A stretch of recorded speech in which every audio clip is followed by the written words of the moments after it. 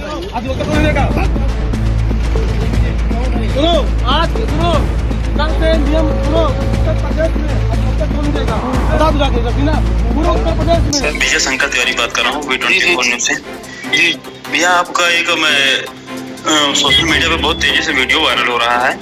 जी, ये आपका है कि टोल अधिवक्ता के लिए कोई नियम अभी तक नहीं आया है।